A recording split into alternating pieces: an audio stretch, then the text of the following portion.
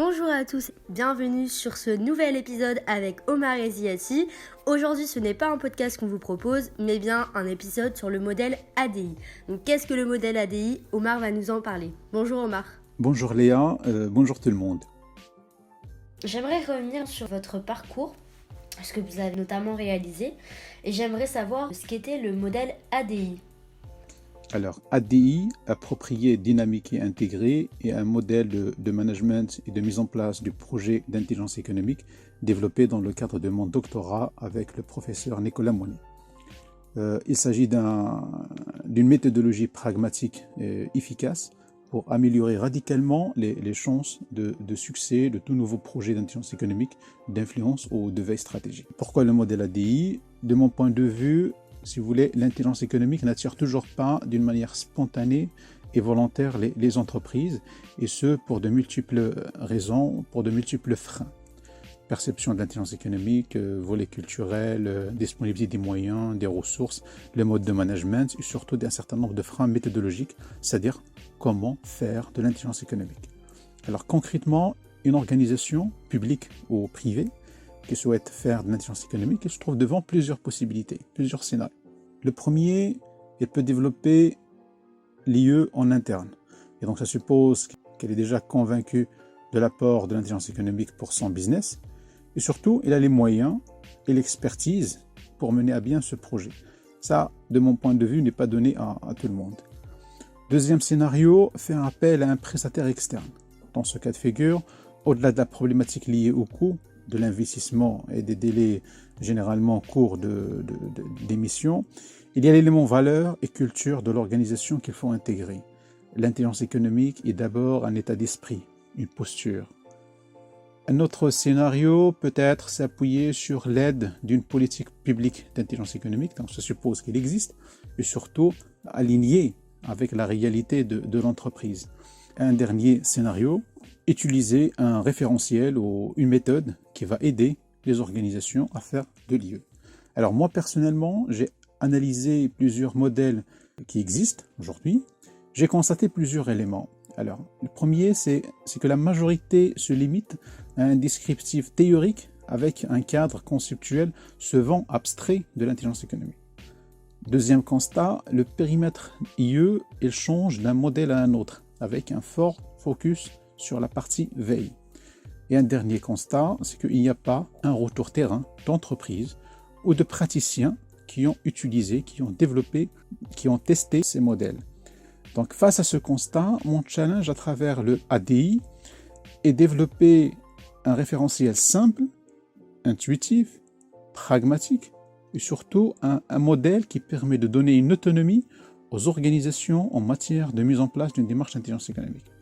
Alors, par rapport à son architecture, le modèle ADI est constitué de 3 domaines métiers, appelés les fondamentaux. Le premier, c'est approprié. Ça veut dire le modèle prend en considération les spécificités culturelles, managérielles, ressources de l'organisation. Dynamique, être suffisamment flexible, agile pour accompagner le développement de l'organisation et surtout assurer une ouverture de cette dernière sur son environnement. Intégré dans le sens où il est intégré, incorporé à l'ensemble de la chaîne de valeur de l'entreprise. Dans le modèle ADI, il y a également 5 domaines transversaux. Le premier, c'est les ressources humaines. Pour négocier, engager les ressources dans un projet d'intelligence économique. Coût permet d'estimer le coût et de préparer le budget d'un projet d'intelligence économique.